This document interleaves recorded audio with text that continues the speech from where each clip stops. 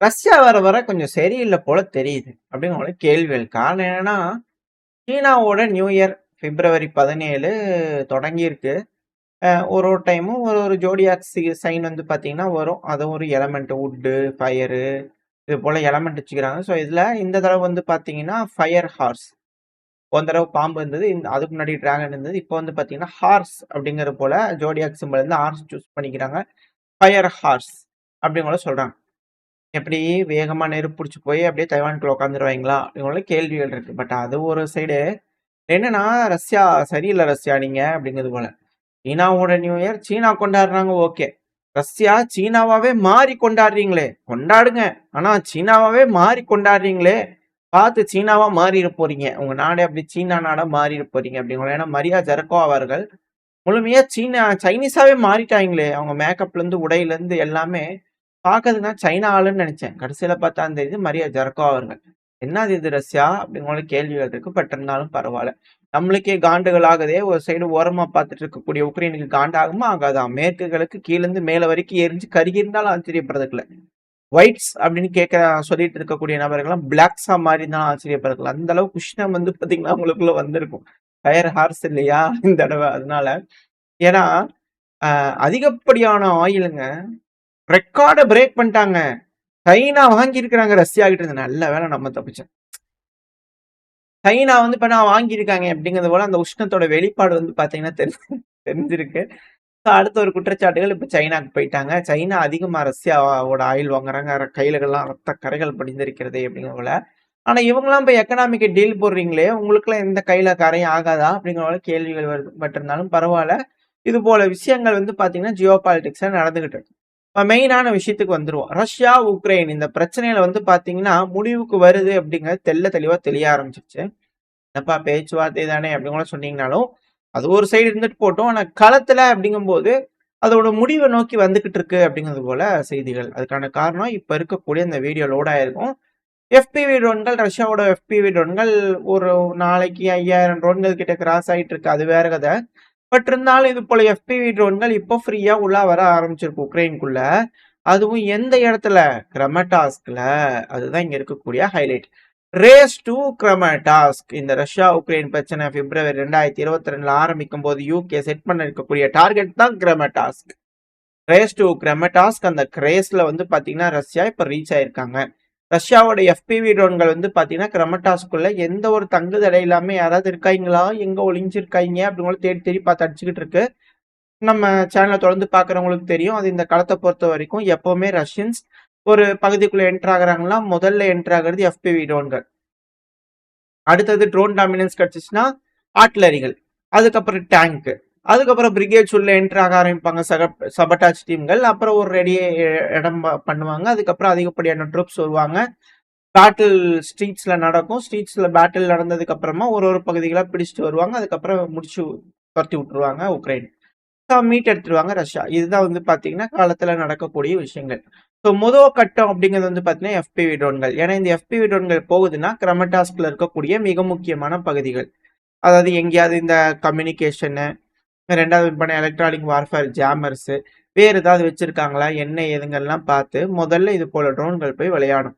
ஏன்னா இப்பெல்லாம் ட்ரோன்கள் FPV ட்ரோன்கள்லாம் ரேஞ்ச் எக்ஸ்டெண்ட் 60 கிலோமீட்டர்ன்றாங்க. இப்ப களத்துல பேர் மினிமம் ரஷ்யாவோட கட்டுப்பாட்டுக்குள்ள இருக்கக்கூடிய பகுதிகள், அந்த உக்ரைன் சொல்றாங்க இல்லையா டீப் ஸ்டேட். ஸோ அங்கேயே நீங்க எடுத்து பாத்தீங்கன்னா ரஷ்யாவோட கட்டுப்பாட்டுக்குள்ள இருக்கக்கூடிய பகுதிகள் வந்து கிரமட்டாஸ்ங்கிறது 19 கிலோமீட்டர் இருக்கு. இந்த 19 கிலோமீட்டர் கிராஸ் பண்ணி ட்ரோன்கள் போகுது. அதுவும் ஃபைபர் ஆப்டிக்ஸ் ட்ரோன்கள் போகுதுங்கிறது லேசுப்பட்ட வேலைகள். ஏன்னா நடுவில் இருக்கக்கூடிய காட்டுப்பகுதிகள், மலைப்பகுதிகள்ல உக்ரைனியன்ஸ் இருப்பாங்க. கட்டர் சுட்டுருவாங்க. அந்த அளவுக்கு வேலை செய்ய முடியாது. இவ்வளவு தூரம்லாம் வந்து பாத்தீங்கன்னா இவ்வளவு நேரம்லாம் வேலை செய்ய முடியாது. அப்படி செய்யுது அப்படின்னா அங்கெல்லாம் ஆளுங்க இல்லைன்னு அர்த்தம். இப்போ பெருமளவில் வந்து பாத்தீங்கன்னா துறவெளி புல்வெளி கழகமா இருக்கு. இதுக்கப்புறம் எப்ப வேணாலும் கிரமட்டாஸ்க்கு நோக்கி போகலாம் அப்படிங்கலாம் மாற்றுக்கடத்துல. ஏன்பா அந்த அளவுக்கு என்ன பின்வாங்க ஆரம்பிச்சிட்டாங்களா இப்பவே? ஜெலன்ஸ்கி அவர்கள் மைக்ல ஒரு மாதிரி பேசிட்டு இப்ப வேற மாதிரி நடந்துக்கிறாரா அப்படிங்கிறது போல.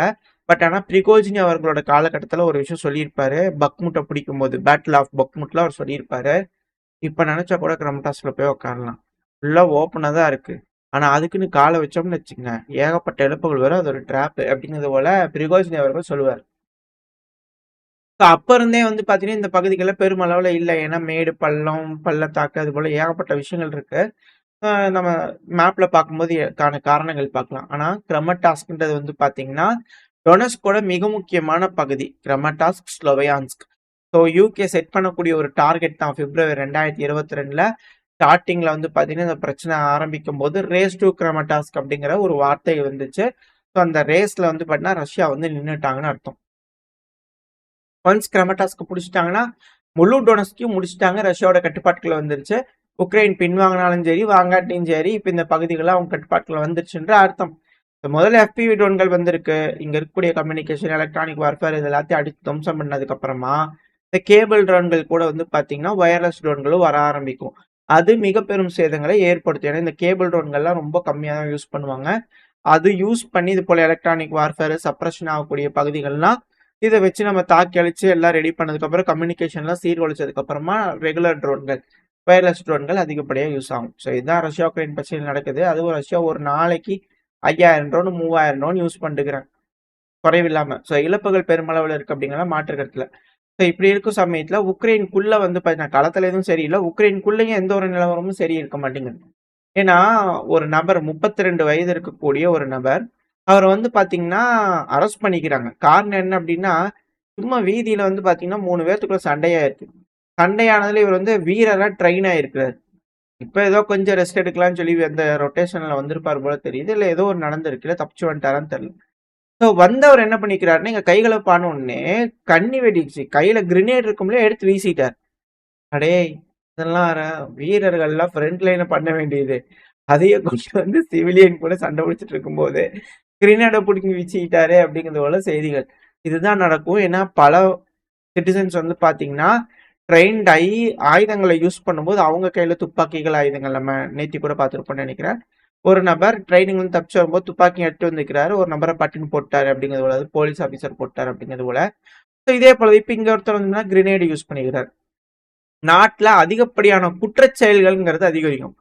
நாடு போர்னால மிக பெருமளவுல மோசமா இருக்கு. திவால் ஆயிடுச்சுன்னு சொன்னாலும் ஆச்சரியப்படுறதுக்கு இல்ல. ஏன்னா அந்த அளவுக்கு கடன் வாங்கியிருக்காங்க. 2வது ஏதாவது இன்ஃப்ராஸ்ட்ரக்சர் இருக்கானா இல்ல. அது போக இருக்கிற பாதி வளங்கள்ல அமெரிக்கா வாங்கிட்டு போயிட்டாங்க. ஸோ எப்படி இந்த நாட்டுல இருக்கக்கூடிய மக்கள் வாழ்வாங்க அப்படின்ற கேள்வி இருக்கு. இப்படி இருக்கும்போது அந்த மக்களுக்கெல்லாம் ஆயுத பயிற்சி இருக்கு. ஆயுதங்கள் கையில் இருக்குன்னா எந்த அளவுக்கு சேதங்கள் ஏற்படுறதுக்கான சிறந்த உதாரணம் இதுதான்.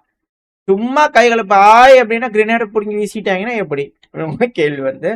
இதுல என்னன்னா ஒரு நபர் வந்து பாத்தீங்கன்னா ஹாஸ்பிட்டலைஸ் ஆயிருக்காங்க. மற்ற நபர்கள்லாம் ட்ரீட்மெண்ட் கொடுத்துட்டு இருக்காங்க. பெருமளவுல சேதங்கள் இல்லை. பட் ஆனா இது போல அசம்பாவிதம் நடந்திருக்கு அப்படிங்கிறாங்க. அட் த சேம் டைம் ஒடசா பகுதிகளில் வந்து பாத்தீங்கன்னா ஒரு காரு, அந்த காரோட ஓனர் வந்து பாத்தீங்கன்னா பட்டன் அமுக்கும் போது வெடிச்சிருச்சு. கார் அன்லாக் பண்ணலாம்னு நினைக்கும் போது, அலாரம் பண்ணலாம்னு நினைக்கும் போது வெடிச்சிருச்சு. ஸோ கார் வெடி விபத்து அப்படிங்கிறது ரஷ்யானாலையும் உக்ரைன்ல வைக்க முடியும் அப்படிங்கிறதுக்காக இது போல விஷயமா இல்ல என்ன ஏது அப்படிங்கிறது தெரியல. இங்க ஏதோ நாச வேலை செய்யும் கும்பல் இது போல வேலைகள் செய்யறாங்களா அப்படின்ற கேள்விகள் இருக்கு. ஸோ அசாசினேஷன் அட்டெம்ப்ட் அப்படிங்கிறது உச்சகட்டத்தில் இருக்கு அப்படிங்கலாம் மாற்றுக்கிறதுல ரஷ்யாக்குள்ளேயே தான் சொல்லிருக்காங்க. பல நபர்களுக்கும் அச்சுறுத்தல் இருக்கு. எதனால கொஞ்சம் எக்ஸ்ட்ரா விஜிலண்டோட இருந்துங்க, கேர்ஃபுல்லா இருந்துங்க. அவங்கவுங்க உயிருக்கு அவங்க தான் பாதுகாப்பு பண்ணிக்கணும் அப்படிங்கிறது போல ரொம்ப ஆக்டிவா இருக்காங்க. அப்படியே கண்ணில் விளக்கு நிறுத்திட்டு FSB தேடி தேடி பார்த்துட்டு இருக்கிறாங்க. பல நபர்களை பிடிச்சாலும் அசம்பாவிதங்கள் அப்படிங்கிறது நடந்துருது.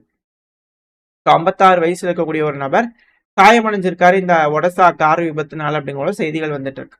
அசம்பாவிதங்கள் அப்படிங்கிறது இருதரப்படி நடந்துட்டு இருக்கு. ஸோ இந்த பதிவு அப்படின்னு உங்களுக்கு பிடிச்சிருக்கா? பிடிச்சினா லைக் மட்டும் ஃப்ரெண்ட்ஸ் நம்மளோட ஷேர் பண்ணிக்கோங்க. அது கூட மறக்காம நம்ம சேனல் ஒன்று சப்ஸ்கிரைப் பண்ணலாம், மறக்காம சப்ஸ்கிரைப் பண்ணிக்கோங்க. அப்பதான் நம்ம போடக்கூடிய வீடியோக்களை வச்சு யூடியூப் 4 பேருக்கு ப்ரொமோட் பண்ணும். உங்களோட அன்பாதரவு எனக்கு எப்போ இருக்கணும் நம்பிக்கை இந்த பையனா முடிச்சுக்கலாம். இந்த பதிவு நல்லா இருக்கணும் நம்பிக்கை அடுத்த போய் அவங்க சந்திக்க. Very stay safe. பை.